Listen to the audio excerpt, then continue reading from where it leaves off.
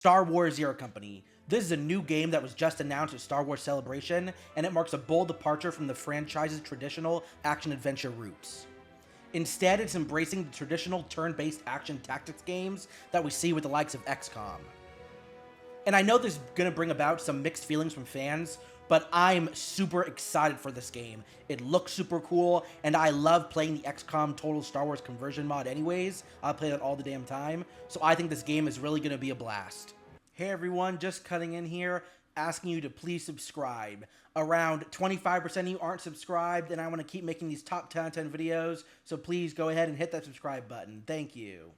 So Star Wars Zero Company, it's not just a retelling of the Clone Wars, it's a brand new original story. So it takes place in the prequel area, which I love. It's my absolute favorite era of Star Wars just in general, so that's very cool. And we're going to be focusing on Zero Company, and it's shifting the lens to this shadow war fought by mercenaries, soldiers, and outcasts. It's not going to be these grand battles that we see. It might be on the outskirts of these battles. The game's protagonist is named Hawk, and he's a former Republic officer, and he's leading this team. We're not sure how they're pulled together yet. I'm assuming that's probably going to be revealed in the game. And this angle is very cool. During the Clone Wars animated series and just the prequels in general, we only see these grand epic battles, and I've always kind of wondered what would a Cold War look like, and it's very obvious that's what this game is going for. Orion Kellogg, the game's executive producer, described Andor as a big influence, and Andor is the greatest Star Wars TV show ever made, so I'm super happy about that. I think the narrative is going to be super compelling, and I can't wait to see more of what they're going to reveal. Diving into the gameplay a little bit, I know I already mentioned Hawk. Well, this character is going to be fully customizable, which is super needed.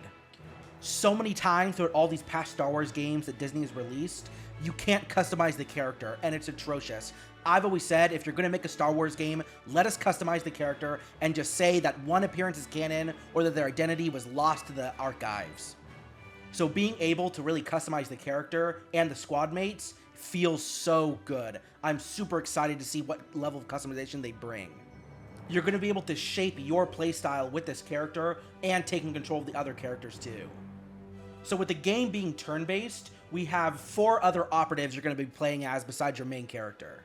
And that is Trick, a clone trooper haunted by some past trauma, Luco Bronk, who is an Umbaran sharpshooter who fought against Trick during the Umbaran battle, Sly Colvero, a Mandalorian gunslinger seeking vengeance, and Tell, a Tonagath Jedi Padawan completing the Master's final mission.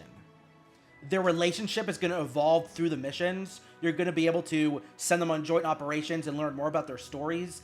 It's given me a real found family vibe, which I feel like is a staple for most Star Wars media, so I'm super excited about that.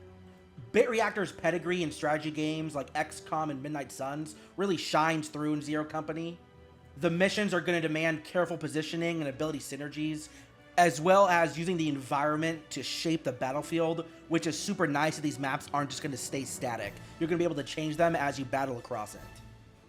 Between missions, you're going to be able to regroup with your squad, manage their gear, upgrade them, and plot your next move. There's a galaxy map here that is reportedly extremely large. There's going to be different missions and different planets you can go to. So you're going to prioritize rescuing civilians or destroying like a separatist factory.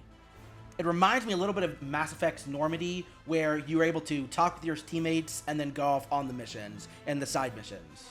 Flexibility is really going to be key here. I feel like players are going to be able to really diversify how each character plays, upgrading them, making sure they have the best guns, best abilities, best loadouts for whatever mission you're going on, and maybe you're going to favor characters more than others, I'm not too sure.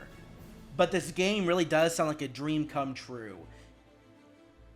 BitReactor was founded by XCOM and Civilization veterans, so they're bringing all that tactical experience into this game, so I'm super hyped for it.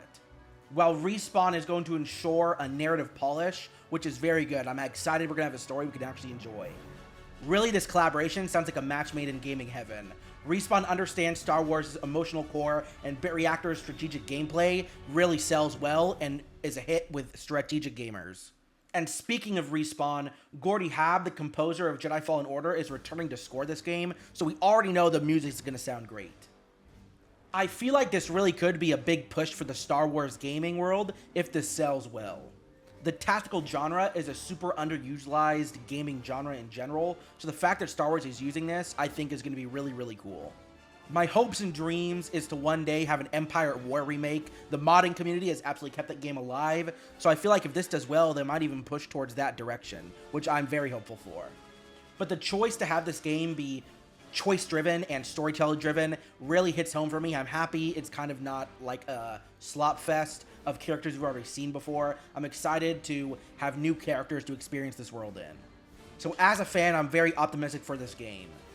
Hopefully this ends up being a blend of ambition, storytelling, and Star Wars' soul wrapped into one, and I think if any team can pull it off, it's going to be this one. Tactics games are all about meaningful choices, and I think this game is shaping up to provide that for the players. So thank you for watching, and I hope you enjoyed your meal. Have a good one.